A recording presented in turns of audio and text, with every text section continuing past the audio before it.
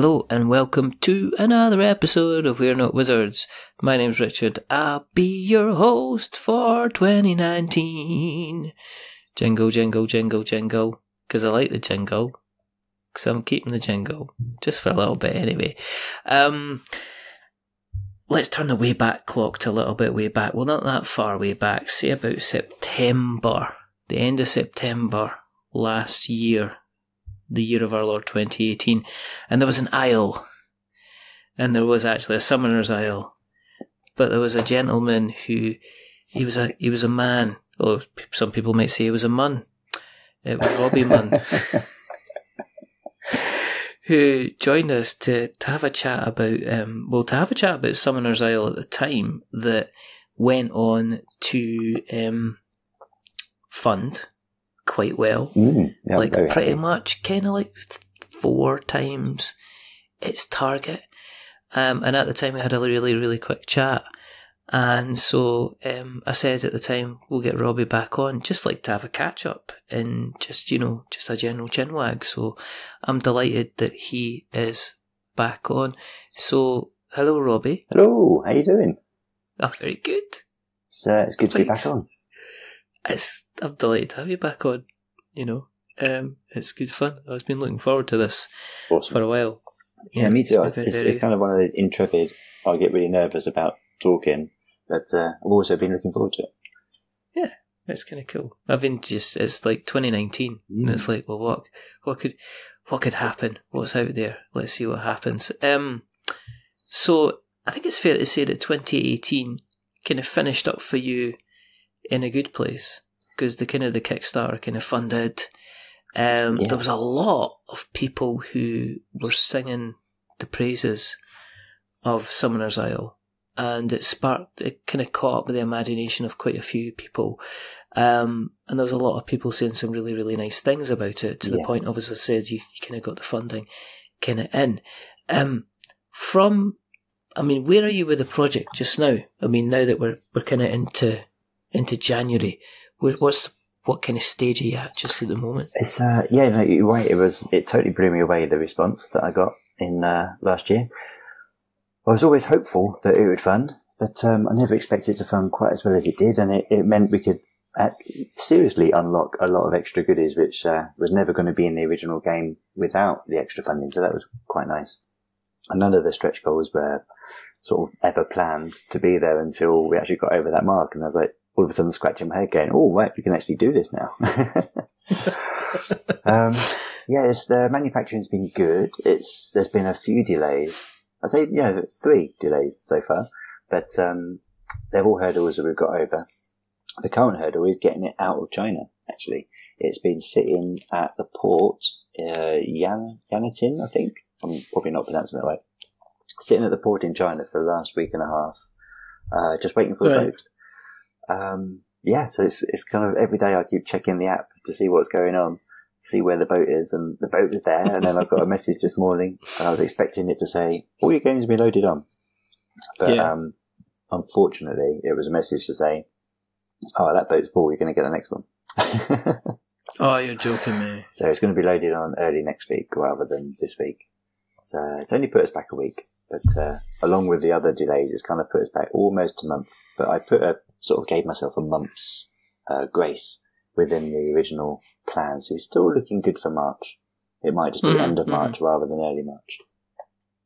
Yeah, that's pretty fantastic considering the kind of the current landscape with a lot of kind of Kickstarters where people are kind of waiting kind of 6 months plus on terms of delays and stuff like that for the kind of games the game's kind of getting in. What was the experience like with the manufacturer? Did you go through like a process of selecting, kind of auditioning, I guess, kind of like 2 or 3 different people? It became quite painful in the end. Because you go through recommendations, you ask other people like who have they used, and everyone recommends their own manufacturer. Very few actually had anything bad to say about anybody, which was really nice. It seems like the game industry good vibe does extend to the manufacturers as well, which is nice. But I was really torn between using a European manufacturer which could do the turnaround much quicker, and deliver it on time. And I knew the quality would be really good because I've seen their product before and it was really nice.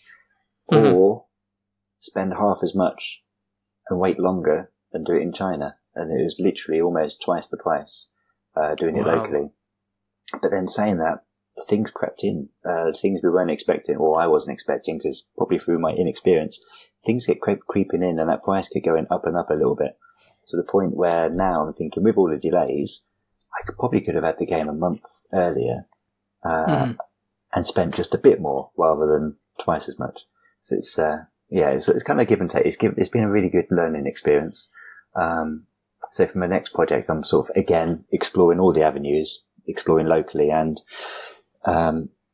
companies in Asia, and even a company in the Netherlands which I'm approaching, just to see what the landscape is for like a really small box game, because it might be totally different for that sort of thing. Yeah. I mean, have you looked at even like the UK, or is it just nobody that you'd be able to kind of reach out to? The only company I've really heard about in the UK was CONTINUAL. I'm aware of them through a professional, through my day job. Oh, right, okay, yeah. Well, I hear they do really good cards, and if you've got a card game, there's no problem using them at all. They'll give you a good price, and turnaround's really good, and communication's really good. But if you're doing a board game, they're really expensive, or from what I've wanted anyway. So yeah, it's not even worth considering at the moment. I mean, is that always going to? Do you think that's always going to be the kind of the main fact for pushing out to China? Because the number of Chinese manufacturers, I'm sure it's growing on a day-by-day basis. I think people are seeing kind of like the board game industry as a multi-million, multi-billion, is it? Whoa. Potentially now? Maybe. In Kickstarter itself, they're saying that board games gave Kickstarter a massive revenue in 2018, more than anything else. In fact, they also said that video games themselves actually dropped in terms of... Yeah, I was reading that yesterday, I think, that they said that the revenue based on previous years, video games seem to have dropped a reasonable amount, and board games seem to kind of keep climbing. I don't know if it's still the same kind of normal ratio where the actual number of successful projects is the same. It's just that board games seem to be taking in kind of more and more money. But I think I wonder if that's related to video games being a lot more downloadable these days. Yeah, but I also think it's because video games are generally more expensive. Well, I don't know. I think that... yeah. You look at a lot of the Kickstarter games, you're looking at $100 to $150 for the base game. Yeah, but I think I'm thinking about development costs. Oh, yeah, development costs, yes. Massively, yeah. I think, I saw the thing for, was it Shenmue 3?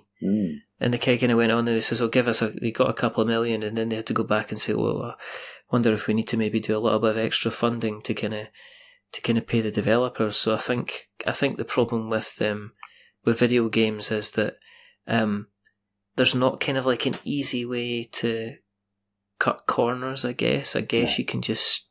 You can if you promise a certain amount of content, there's not kind of like, let's go for the slightly cheaper kind of card option, or let's go for the slightly different kind of version of resin, or you have to plump for the smaller dice, or maybe not have the full colour kind of rule book. I reckon, board games still allows you a little bit of flexibility, and I think there's been massive delays on video games compared to obviously, but I mean, there's obviously been a couple of hits in board games where you're like your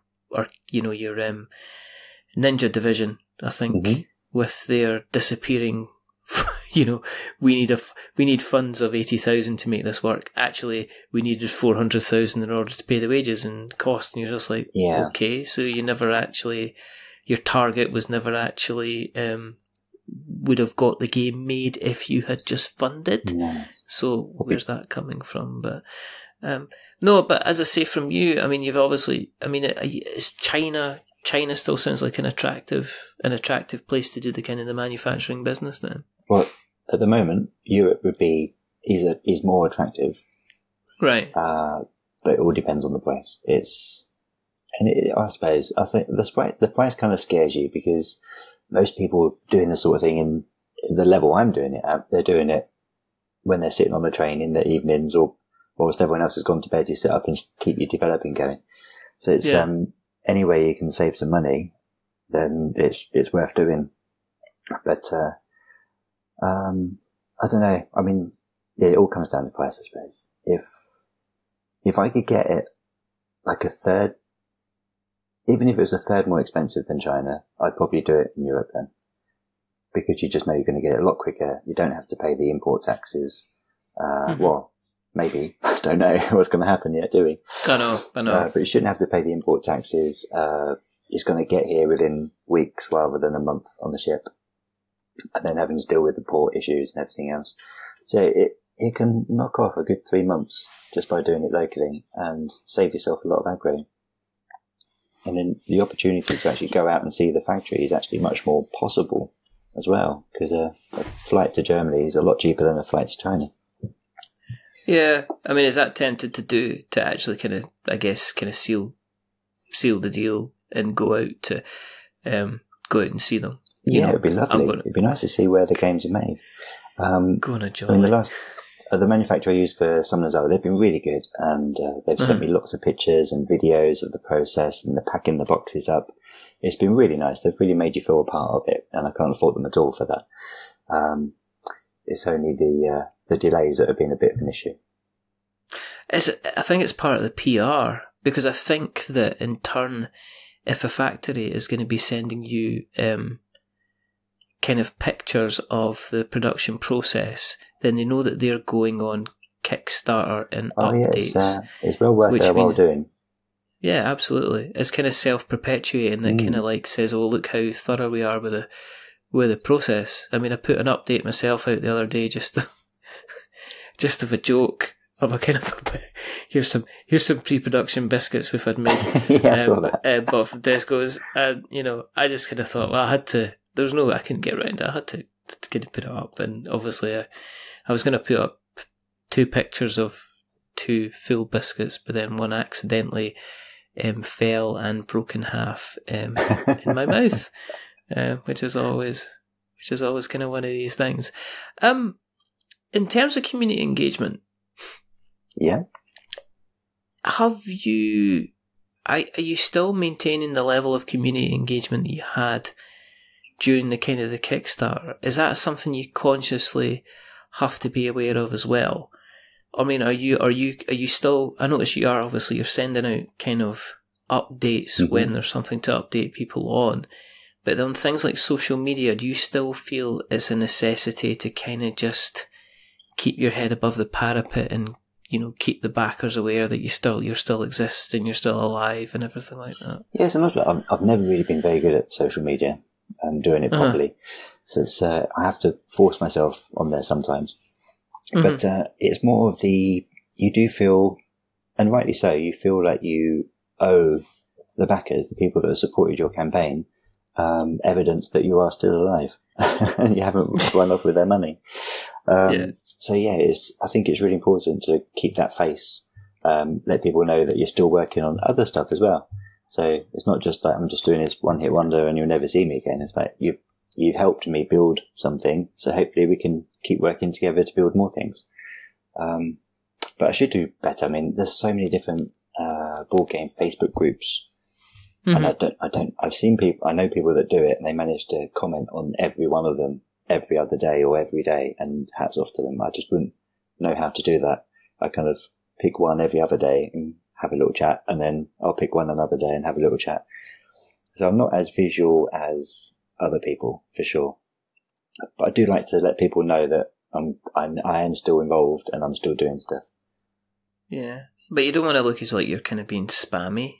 No. Or, that's what I like about what other people do. They just go on and talk about board games, what they played at the weekend, etc. Their lives sound really interesting. Maybe I need a more interesting life. Maybe that's it. I need to play more games. Nah, well, I think there's always an excuse that is playing more games and stop having them as, I've so much space in my house. The best way I've found to take up space in my house is to buy little boxes of cardboard and then you'd be amazed the amount of space I can take up, because I can put these little boxes of cardboard all the way, kind of around the house. In terms of, I mean, with the continued engagement though, is this allowed you to is it pushed forward your timetable for developing the next game that's a good coming question, from actually. yourselves? Yeah, it kind of has. I feel like there's an expectation now. Whereas before, I mean, the last Summers I was probably spent 2 years sort of tinkering with and knowing whether I was going to go to Kickstarter or not. And I did approach different publishers as well, and to positive responses, even though none of them took it. I got positive responses from all of them, and that encouraged me to then go to Kickstarter. Did you not email them and kind of go, just send them a screenshot of it being funded? No. You could have gone, do you know what I mean? This could be us, but you playing. This could be us, but you playing, kind of thing. We could have been holding hands, signed a deal. Never been you could have had my isle, but you're not. You're just going to be an island by yourself. But yeah, I mean, should not talk about that. I mean, you've for your next project, does that mean you think, well, if I'm engaging with people, I've got a captive audience, so maybe it's kind of like, are people sitting and waiting to see kind of what Robbie's doing next? I guess. I've not thought about it from that point of view. I don't think so. I don't think anyone's waiting. But you'd be surprised. It certainly made me be more aware of what I do in my spare time. So if I'm coming home on the train, it's like, do I read my book or do I rewrite these rules to make them worthwhile? It's so I kind of give myself deadlines, and sometimes I give myself frightening deadlines. Like today, I did one actually. I asked if anyone wanted to participate in a print and play of something I'm working on, and lovely. About I got quite a few responses quite quickly, and I was like, "Oh right, so I better make this print and play then." People are waiting now. I can't do it and then not. I can't say it and then not do it. So I'm kind of forcing myself to actually keep the creative juices, making all the good stuff.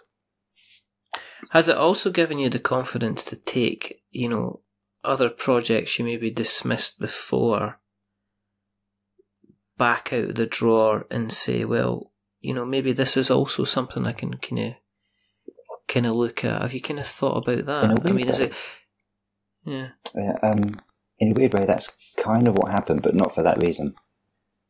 Right. Okay. My next project was always going to be a game called Death by Dungeon, which is a card-laying game where each card that you turn over is a separate room, and there'll be something in that room that is trying to kill you. And once you survive the room, you've got to go to the next room. And it's a 1 to 6 player game, so it's quite open in that sense. And within the rooms, all the various different dungeons, there'll be some doors, and in other rooms there'll be keys. And once you find a key, you've got to find a door, but you might not find the right door to the right key, etc., etc. It's going to be one of those games where, hopefully, it's fun, but you should hardly ever win. It should be death by dungeon, almost every time. But it should be a good fun process doing it. But it's a lot of work. I've got to make at least 150 cards or dungeons to make it work how I want it to work. And I want it to be as varied as possible and have multiple sort of avenues and different ways to play it. And each character has its own benefit and negative as well. So it should be very replayable, but it means a lot of work. So that was what I was going to concentrate on until I was at a convention in... I'm going to say Broadstairs, I hope I got that right, Uncon. And I was talking to some other publishers there about this other game that has been on the back burner for ages. It started out as you're a bunch of amoebas trying to fight it out in a primordial soup, and the strongest amoeba wins. And it was using dice in a sort of rock, paper, scissors, lizard spot type scenario. And it was very complicated. It took a lot of math to get 4 dice to have 7 icons on, but evenly spread out. Was it 8 icons? 9 icons, evenly spread out. Amongst the 4 it's dice. the Spanish Inquisition of icons. It's just a bit, and it worked. It just wasn't fun. Yeah. And I took it to this convention because I thought, okay, I don't think this works. I don't think this is a game. I think this is just a mechanic, and I can potentially use this in another game. But the whole thing was inspired by I wanted to make a dice game that you can take out at any point, have in your pocket, have in your bag, a bit like zombie dice. Yeah. And that was my challenge originally. Make a game that's so easy you can take it out anywhere, use it, put it away, use it as a filler game in between other stuff, but make it light and fun. So I took it to convention and showed it to a few people, and we all concluded at the end of the day it wasn't a game. And I was like, great, I can stop thinking about this now. This is brilliant. I can just put it aside and just concentrate on Death by Dungeon. And I was driving home, and it suddenly dawned on me that if I totally change the game, but still keep some of the similar premises, I can make it work. And then on that drive home, Sumo Gnomes was born. Because what's better than sumo wrestling gnomes trying to kick each other off of a tree stump? I was thinking, but no. No. Right, I got really excited about it. I think that's pretty cool. So so within a week, what made you come up with that though? I mean, and then 2 weeks after Uncon, it was Dragon Meat, and then already had a prototype made, took it to Dragon Meat, and got some good feedback. So I've just been concentrating on that over Christmas and polishing that. So even though Death by Dungeon was my definitely going to do this game, it hasn't had a look in at all. So is it just kind of lit the fire of imagination, and that's it? This is what you're doing, this is what you're kind of concentrating on? Yeah, because I ran with it, and I kind of want to finish it before I move on. And I think I have. I think it is finished.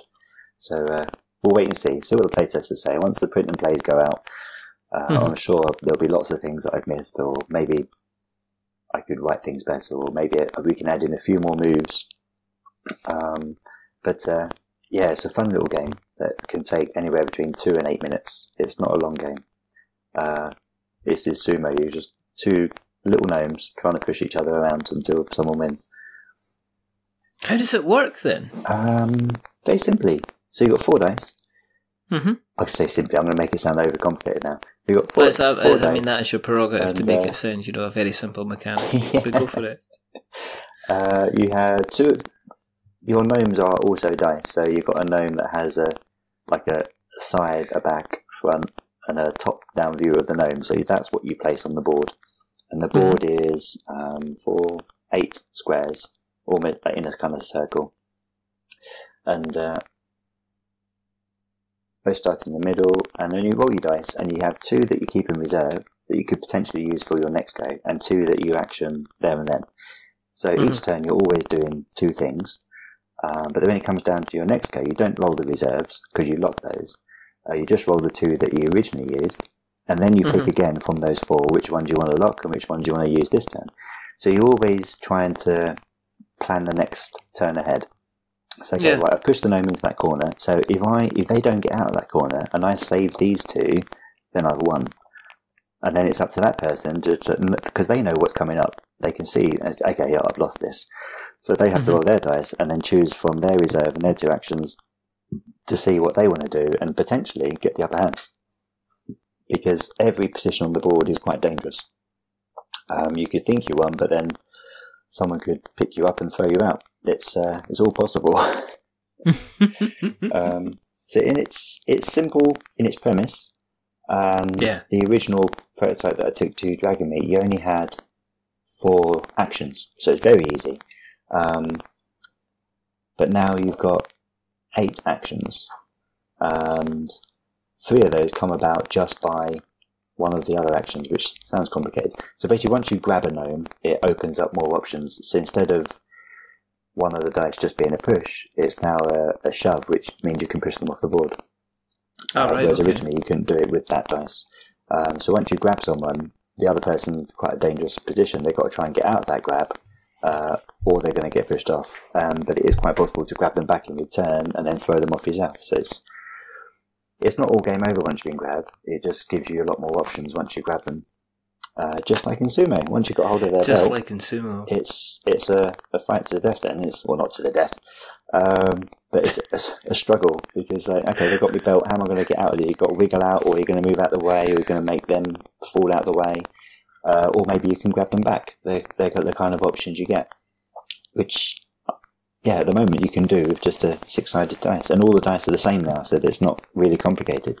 It just means various combos open up new actions for you. Is this something you could put in a tin then? One of the mint tins? Yeah, I've designed it to fit, not quite a mint tin, I think it's too big for that. But I've designed it to fit in a box the same size as Flux. Oh yeah. So it's a Flux size box. It can fit in your back pocket, easy enough, or in a coat pocket. And then the board is half the size of the box and then folds out, so it becomes double the size of the box. The walls will just be a sort of a sheet of paper folded twice, so that fits in. The lid and the base, the box itself becomes your dice tray. So I'm going to think the way because I wanted it to be as portable as possible. So if you're sitting on a train and you've got one of those little flip down tables, you can easily put your board on, and then you've got your 2 dice trays either side, so your dice are going all over the place. Yeah. So you could take it to the pub, take it to a cafe. It's it's working quite well so far. I mean, is this where you're going kind of with the design? Are you, after doing kind of Summoner's Isle, are you thinking of keeping things that you're doing kind of medium to lightweight games? Well, yeah, at the moment, as Sumo Gnomes is definitely quite lightweight. Yeah. Death by Dungeon is probably light to medium. There is actually a follow-on game I've been working on in the background to Summoner's Isle, where you actually are summoners on the mainland. So you've graduated, you've gone to the mainland, and now you've got to close portals and stop monsters coming through, etc. But that's quite a big one. So I think I'll probably do that after Death by Dungeon. Or, if things progress, hopefully I can get some help and share the dev time with a fellow designer. Is that, I mean, is this... There's a few things that... Well, okay. Let's collect my thoughts back in my brain. Okay. I've seen quite recently a push for people who are successful in Kickstarter to publish other people's games. Yeah, I've seen that, yeah. So I'm looking at, like, say, Lewis Shaw at Braincrack. Cesar at Alicat Games seems to constantly have, games that he's publishing kind of other people's ideas, other people's designs. Carla Kopp, and they're doing kind of Galactic Raptor. She's in a kind of a joint venture at the moment, so that Animal Kingdom that's currently on Kickstarter. I think Steve Aramini that designed it, he's going to be coming on the show rather soon. Really? That'd be cool. Is that a direction would you consider doing that yourself if you had a really, really good idea, and say you were at, like, I don't know, if you went to Dragon Meet again, or you met kind of up with, like, say, Cesar, and they said, well, look, I really like the Gnome Sumo game. How about if we take it off your hands, we do a couple of things, with the art, is that something you would consider to kind of look at reducing the risk? Yeah, definitely. And probably not for reducing the risk though. More so you can keep working on other stuff. Because I'm no artist, I'm no graphic designer. I do my best to make things look how I think they should look. And I always get compliments on what my prototypes look like, because I do put a lot of time and effort into them. If I can just hand over the idea to someone else, that's fine. Because my first game that came out, but it wasn't published by me, it was War of the Nine Realms with Rotan Games. Yeah. So very happy for other publishers to do that. And it means I can just work on new projects. That's absolutely fine. I don't think I'd ever be in a position to publish other people's games, because unlike the people you mentioned, they're doing it full time. That's kind of it is their jobs. and it's important for them to release multiple games each year and to sort of keep their business model turning over. Whereas myself, at the moment, I couldn't ever see this taking over my day job, and it's something I can do in my spare time and still have fun with it. So at most, I'd probably only ever publish one game a year. Yeah. But if I can publish games through other people, that's absolutely great. Yeah, definitely do that.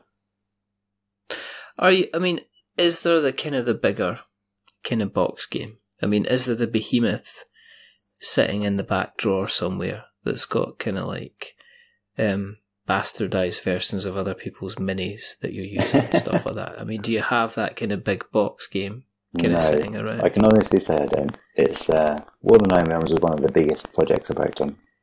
It's that took a lot of brain power, and I originally was working on that with another designer. We sort of put the bulk of it together, and then when we met Lawrence at Rotan, it kind of changed into what it is now, and it changed direction, which is where I spent a lot of time just developing it to fit their model.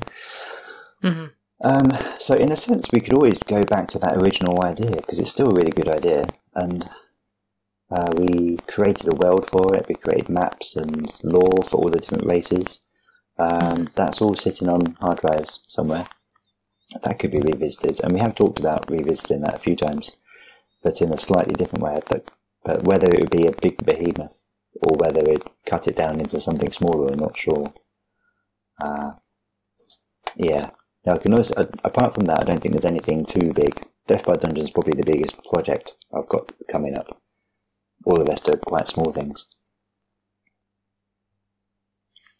I mean, where are you in terms of like kind of sticking in with a hobby? I mean, are you like everybody else, kind of having to turn left, right, and centre to kind of keep up with kind of the latest hotness? I mean, do you manage to get time to go ahead and kind of sit down and play yourself? Do you regularly kind of get games to the table? Sometimes. So they've got a lovely group of friends, and we meet up every week, and we always play something. But generally speaking, we play RPGs. So Vampire the Masquerade, or Pathfinder, or what else have we played? A few different ones actually. Tales of the Loop quite recently. Yeah, I want to get Star Wars back on the table. I haven't played that for a while, and another friend wants to get a game of Fantasy Warhammer back on the table. So yeah, RPGs take up a lot of time. I think it's only when someone's missing that we crack out the board games, and it's always nice because we always play something. So last week we played Puerto Rico. Oh yeah. Well, no, it's the week before actually, Puerto Rico. Last week we actually played the Betrayal on the Hill Baldur's Gate version. Oh right, yeah. Was that any good? I'm not sold on it yet. Actually, I think it's a really good concept, but it's a little bit hit and miss. So the first time we played it, it was great because we were doing our explore, and then the haunt happened, and it was quite exciting. Monsters spawned everywhere. We didn't know what their objective was. We didn't even know who they were because all the haunts became under his control, and he was one of them, but we didn't know which one, so we had to try and find him, and it was quite exciting. Whereas the last time we played it, he left the room, he read his bit, he came back in, he put some things down, and then one turn later we'd found him, killed him, it was over. So, okay, so that was a bit of an anticlimax. There's not a lot you could do about it, because we just happened to find the right weapon combo. The right person found the right weapon, so they could hit him and kill him in one hit. So it's like, okay. Is that it then? Yeah. So everybody go home. That was relatively easy. Yeah. So I think it's got potential to be really good, and I like the concept. It's just that sort of hit and miss ratio of is it going to work or not. I'm not sure I like that. I'd rather play a game I know is going to work. Is there anything you're kind of looking forward to? Kind of, you're thinking about kind of grabbing this year, or is there anything? It's mainly Kickstarter's coming up. Actually, I'm quite excited about. Yeah, I'm a big Batman fan, and sweet. I went for the monolith Batman all in. Oh, did you really? All in except for the Batmobile, because I didn't like the Batmobile. It might be a really good component and fantastic gameplay, but I just didn't like the look of it. It didn't sit with me. It wasn't from any of the back then I like. Apart from that, that's going to be pretty epic. Looking forward to that. I do play a lot of Legion as well at the moment, and they're always releasing new models for that, and that's been a lot of fun. Every time they release a new model, it's great to get them to the table and see what they can do and how they change the game. Is that kind of, because my concern with Legion was it was going to be an on the ground based kind of X-wing game. Mm-hmm. Is that what would happen basically? Is you'd start off with your base units, but every couple of months they'd be releasing new units. And that would effectively have a major effect potentially on the meta of the game and then how you had to play. So it kind of left the chances of you... That was my issue. My issue with X-Wing was quite simple, is that it moved from being something where the expansions added continual value and fun to where you felt they were just rolling out, here's the potato ship that appeared on the Star Wars Christmas special. Do you know what I mean? Here's the extra 3 dials that it has, kind of thing. And that kind of put me off. And that was what kind of put me off with Legion, is that they kind of gave you, well, here's all the wonderful figures, and you went, Star Wars, Star Wars, and then you were chasing after it down the street. But then you realised you were like, actually, I've been burnt before. Yeah, I know what you mean. Flight. I've been here before. I've got a case in my cupboard that's got, lots of lovely X-wing models. In fact, I've got the blockade runner sitting in front of me. Oh wow! Right, I'll tell you what. Everyone else is going to go, but he's not. You can't do this. No, to my shame. Actually, do you know what? I kind of got got rid of the box.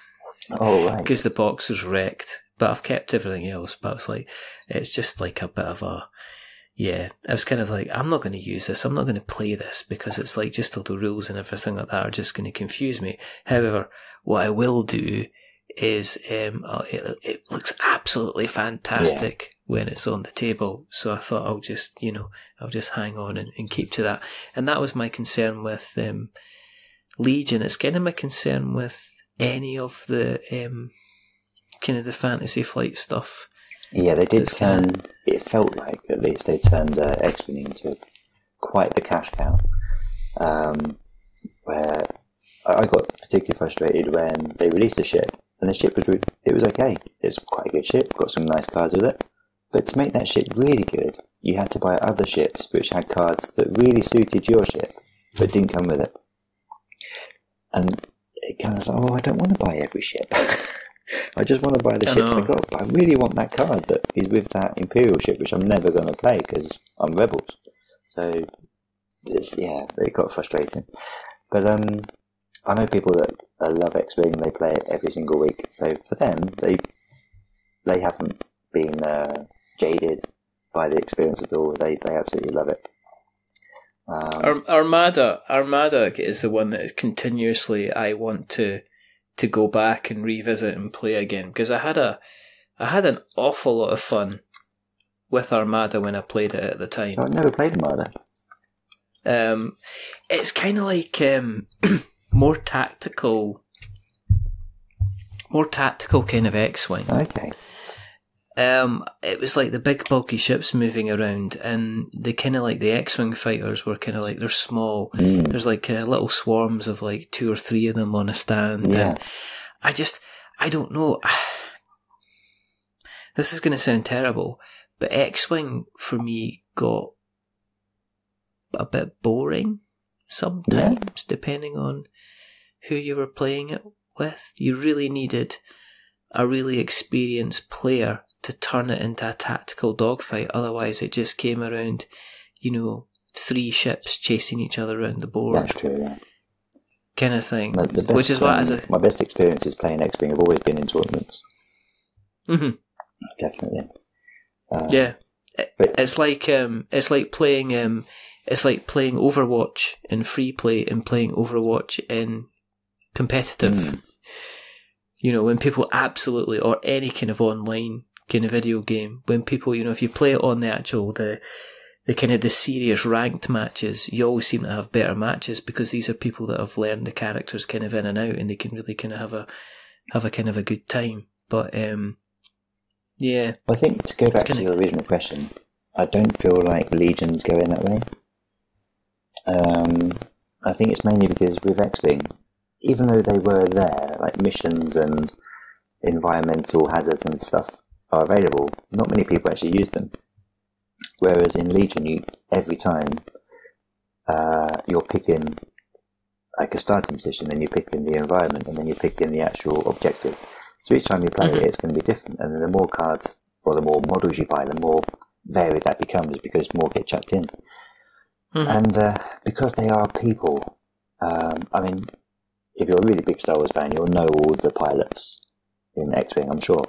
But most people will know, any sort of even entry-level Star Wars fan will know all the basic people in Legion. So it becomes much more thematic, and you do things based on what that character would do rather than what's logical sometimes. He's definitely going to fly over that and then fire his rockets. That's what he'd do. Yeah. He's not going to hide behind a tree, is he? No, exactly. He's not going to stay out line of sight, is he? Luke Skywalker. He's not going. Why would he use his pistol? He's got a lightsaber. Charge in there. he's a man. He's a Jedi Knight, for goodness sake. Why isn't he choking everybody? Yeah. What's going on here? Exactly. Darth Vader. Give him choke. Yeah. Give him force lightning. Do it. Come on. If you do the Emperor, force lightning, everything. Your guys, their guys, doesn't matter. Force lightning every single turn.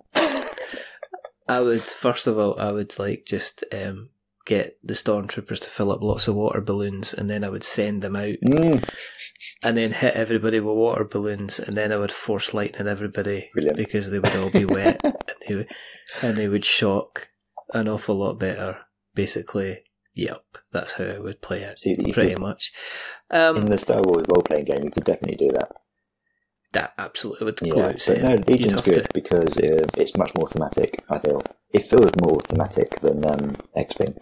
But again, if you're playing with the right people, X-Wing's amazing. Yeah, exactly. And as I say, Armada for me was fantastic. It was just because you are playing huge ships going up against each other. And I don't know, it just really clicked with me it clicked with me so much that I think I wrote a review about it a couple of years ago and just said, and I gave the same arguments at the time, that why I was jaded with X-Wing and why Armada was new and shiny. To be honest, I guess the other thing is that because of my experience with X-Wing, I haven't kind of gone out and I didn't go out and automatically buy everything that there was with regards to Armada, and especially I'm not buying the Avenger ship that's come out. You seen that? It's meant to be about 2 foot long, this thing. It's about 120 quid. And I'm just like, I would just like to see that. And it's a case of, if you bought that, would you actually want to take it outside, or would you just want people to come round the house and kind of see it? You know? Yeah. I'd be interested to see how Batman plays. Yeah, no, I'm looking forward to Batman. You mentioned there's a few things I'm looking forward to. Definitely looking forward to Batman. Definitely looking forward to. Always get it the wrong way around. Is it Untold Legends or Legends Untold?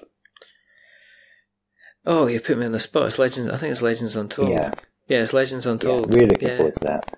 By Inspiring Games. I've been looking forward to that since the Kickstarter, and I'm still excited about it, even though that was 2 years ago. Yeah, it's 2 years ago. Yeah, still excited about that.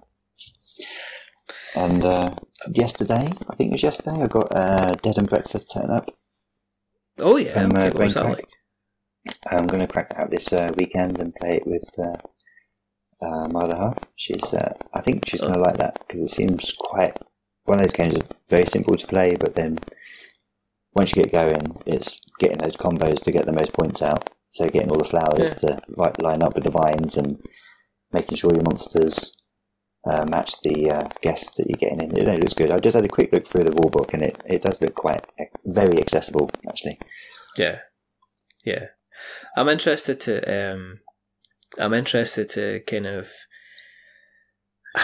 I mean, Kickstarter's coming up. I'm interested in, is it Vidorian Gardens from the Frank West. Oh, That's right, yeah. arriving City of pretty Kings. soon, yeah. Yeah, that's arriving soon. It's meant to be just a little. It's meant to be a little bit like King Domino, but it reviewed extremely well. I remember Polyhedron Collider kind of really, really liking it. Rory J. Summers, he really liked it as well. So I know that they sung its praises. So I'm interested in kind of seeing that. Guardian's Call from James Hudson. Druid City Games. Mm-hmm. Yeah, that's going to be making a kind of an appearance quite soon. For me, I'd like to see the Bloodborne board game is out this year. See, I never got a chance to play Dark Souls just because it was out of my price range when it came out. And even though I love Dark Souls as a series, it bothers me that there's so many going up for second hand. That seems like a silly thing to worry about, isn't it? But it's like every other day someone's trying to sell it. And it's like, is that because it's not very good, or is it because it just doesn't get to the table often enough? Maybe it's a bit. Don't know. There's a tail on that because the stretch goals haven't been delivered on it.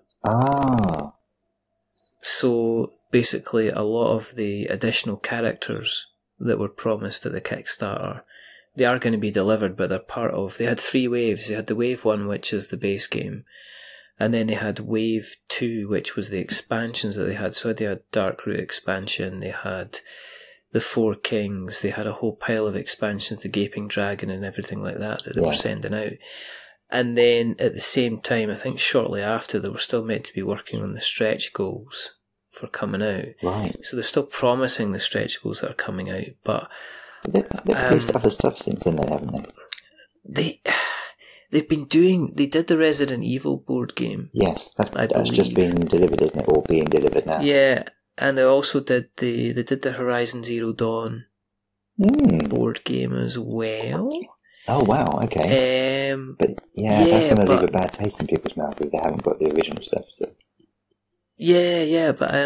So I'm interested to see. I think the thing with Dark Souls is people are still waiting for stretch goals, which meant when they were looking at Horizon Zero Dawn, I think a lot of people kind of went, I'm not sure, because how difficult can it be to be moulding and creating kind of figures that you're not really sculpting them. You've pretty much got the kind of this.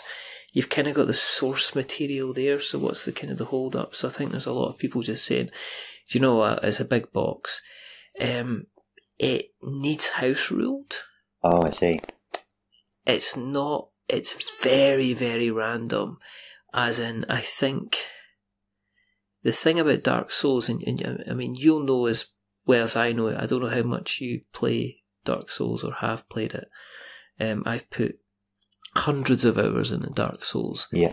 So I can play through the game if I wanted to, in my head. If I had nothing to do and I was absolutely bored, I could probably play through at least the first half of the game very, very easily, knowing where everything was. And I think the issue with the Dark Souls board game was it introduced an element of random items, which you would pick up an item, but you weren't necessarily strong enough. Right, okay. So you weren't always picking up things suitable to the level that you're at. Yes. So you had to spend souls in order to buy an item, but you had to spend souls in order to level up your champion as well. Yeah, so it's almost worth never buying it again. Yeah. So if you shuffled the deck incorrectly, you could end up pulling, when you did search or you got your treasure or whatever, you could end up pulling 3 or 4 items which you couldn't actually use anyway because they were maybe the wrong class, or you just couldn't use them because you just didn't have the right strength. And so there was a lot of, I know personally what I did is I stacked the deck into 3 or 4 different piles. And then what I did is, as I leveled up, I moved the deck, so I knew I was getting, just like in the game, I was able to wield the better and bigger weaponry as I needed to go. Right. So that's how I kind of worked with that. So that's how that worked, which I think it worked kind of well. But I think there's just too many. There's too many people that feel jaded by it. The Bloodborne board game, on the other hand, that is going to be Eric Lang. Yeah. and he didn't do a good. Okay, I don't think he did a good job with the card game. No, I've not it was heard 3 much player. about it. It didn't work that well. I'm excited for the board game because in terms of other things that he's done, like Godfather remains very, very high on my list for its playability. A lot of Eric Lang stuff out there I absolutely adore. So I'm interested to see what he does with this and how he plays it. But how close he stays to Chaos in the Old World. Chaos of the Old World. Yes, it's still one of my favourites. Yes, it's absolutely. So I'm kind of looking forward to that. I'm very, very conscious of the time, sir. So because that's gone quick. Yeah. Have you actually spoken about anything yet? We've got some things covered. Yeah. We've got some things covered. It's all good. We didn't talk about biscuits at all. I'm so sorry. That's okay. I think everybody's had enough of biscuits. I think I did actually, by the time this goes out, I did go out and buy a big bag of custard creams. Well, there you go. Well, I'm glad I'm helping kind of expand waistlines across the UK, Absolutely. which is always a good thing. Christmas was definitely a time of fasting. What's the timetable for Sumo Gnomes then? Where are you going with that? Well, I'm being cautious with it because I want to make sure I'm not jumping the gun. Because I'm also going back to social media presence and everything else. No one really knows about it yet because it didn't exist 3 months ago. So I don't know whether it would be fruitless to take a game that no one's heard of to Kickstarter by October, or whether I can really sort of do something which I'm not very good at, which is spend a lot of time on social media and various other ventures to try and actually get the awareness out there and get the buzz going so that when October comes about, there's enough people interested. I'm not sure how to do it yet, but in an ideal world, if I feel like there's enough buzz around it, then I'd probably take it to Kickstarter in October, maybe end of September. Well, I mean, you've got your backers from Summoner's Isle. Yeah, I'm incredibly grateful for what's happened there, but I don't want to expect that even if 10% of those decided to back Sumo Gnomes, I'd be really happy and actually mildly surprised, to be fair, because I was surprised that anyone backed in the first place. So it's always going to take me by surprise. But shouldn't be too hard on yourself. But no, I mean, if it all goes well, then it will be a couple of months or a month after.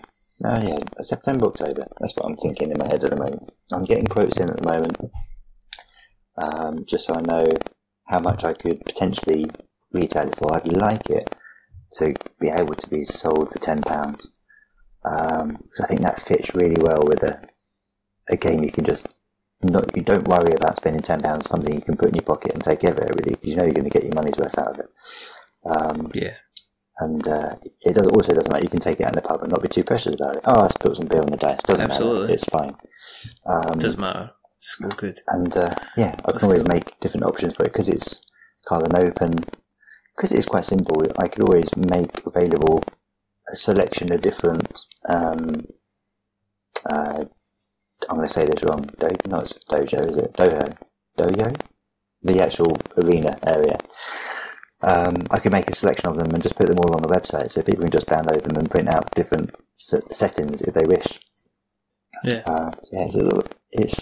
That's what I'd like to go for. If I can keep it around the £10 mark and get everything ready by end of July, so I'm ready for the Kickstarter. So this time around, I was still getting graphics made 2 weeks before the Kickstarter went live. Whereas I'd like to be a bit more prepared this time. I know I won't be, but I'd like to be more prepared. You never know. But I'd also like to have a full prototype, or as close as I can get, of Death by Dungeon ready for UK Games Expo. Yeah. So by UK Games Expo, I'll have Summoner's Isle, I'll have Sumo Gnomes pretty much ready, and Death by Dungeon getting feedback. That would be the ideal scenario. I better let you go then, so you can crack on. And congratulations on your Kickstarter, though. That's gone really well. Oh, I I just, it's been a real chuckle. Every time you do an update, it brings a smile. It's great. It's been good to follow. I didn't want to be too serious. I'm kind of like, I'm kind of, as I put in the last update, I kind of went, I feel like a bit of a fraud because I'm not actually sending anybody anything. It's kind of like get uncomfortable when people kind of say, oh, it's doing really, really well. And it's like, yeah, but I'm not. I've invented this whole thing just to ask people to help me, kind of not keep the podcast going, but kind of make it easier to do and more accessible, and to, because that was one of the things. So it's like, yeah, it's just kind of one of those weird things that I didn't I put the level where it was because I didn't expect it where it to get to, and then after the first kind of 12 hours when it funded, I was like going, I don't know what to do now. Somebody help me. It was quite scary. You're definitely offering something back. I mean, everyone knows what they're backing, and it just is going to improve layer up an already established thing that you've got going. So people will know that, and I think they're probably looking forward to seeing what you're going to do. Just know it's nice to know that it's going to continue as well, because a lot of good podcasts have disappeared over the years, where it's like, well, we can't really afford to do it anymore. We've got to carry on with life and stuff. It was either this or it was 300 hours community service or doing this. So kids, don't shoplift. Just saying, because you'll end up having to do like a tabletop podcast like me. I'm just saying. If people want to keep an eye on you, to see what happens with all of this flourish of projects that you seem to be going to be putting out there, where do we find you on the interweb nets? Best places. I mean, not that it's very easy to spell, but I'm on Facebook under Peculiarity UK. Mm-hmm. There's the Peculiarity website, which obviously I don't update as much as the Facebook page. I'm on Twitter quite a lot, and on Instagram, and that's under a different name, just because I'm going to keep that more personal. So it'll be projects that I'm working on, games that I've played, family stuff, food that I may have cooked, and stuff like that. But on Twitter and Instagram, they're both Gumley, Gumley. Cool. So that's about it, really. Keep it simple. So Gumley and Peculiarity. I will. I'll probably just do a Control C, Control V from the last time you were on, Robbie. I'm not going to lie. I'm just like that. I'll just copy the. Who reads the show notes anyway? I'll just copy the whole lot over. Obviously I'll put them in the show notes so that we have notes to show. If you want to keep an eye on what we're up to, and the Kickstarter will have finished by the time this is out. Yeah. So, big thank you to everybody. Yeah, thank you. Thank you for everybody who I'm not very good at this. Thank you very much for everybody who backed us and supported us. But if you want to continue to keep an eye on what we're up to, then go to Twitter, and go to Facebook, and go to YouTube, and go to Instagram, and search for We're Not Wizards, and you'll find us there. You can go to all the various podcast catchers, like your Stitcher and Spreaker and Acast and Castbox and Podknife and Podbean, who are our podcast hosts, and they're absolutely fantastic. You can find us on Apple Podcasts as well. And if you do like what you've heard tonight, there's two things you can do. Just tell someone else. We get most of our listeners through kind of word of mouth and small bribes. And, small bribes cost money. And if you send it to your friends, send it to your enemies.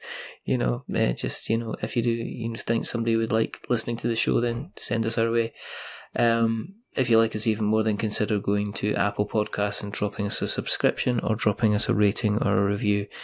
And as we say, don't give us 10 stars because makes us big-headed, but don't give us 1 star because it makes us cry. And I'm 44 now, and the more I cry, the worse I look. I look like a melted candle when I cry. So give us something in the middle, like a 5, because it's average. We're just a little bit average. But the person who's not been average tonight is rather wonderful, rather fantastic. Mr. Robbie Munn! Yay! Round of applause from whatever. There's only 2 more things to do. The first thing is to remember that we are many things, but we're not wizards. Are we wizards, Robbie? Definitely not. And the second thing to do is to say goodbye. So it's a goodbye from Robbie. Say goodbye, Robbie. Take care. And he didn't say goodbye, Robbie. I know. There you go. I am amazed. I'm astounded. I'm surprised. I'm slightly kind of confused now. And it's a goodbye from me. Remember, stay safe. Roll 6s. And if you miss the Summoner's Isle, then keep an eye for little gnomes playing sumo against each other, or maybe a dungeon. But until the next time, goodbye. Bye.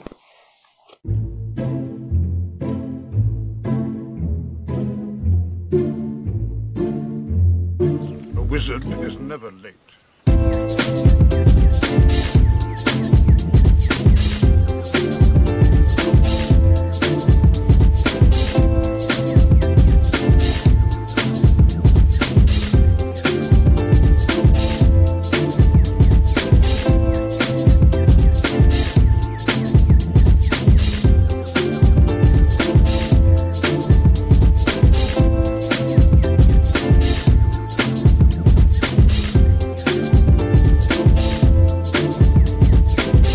Nor is he early. He arrives precisely when he means to.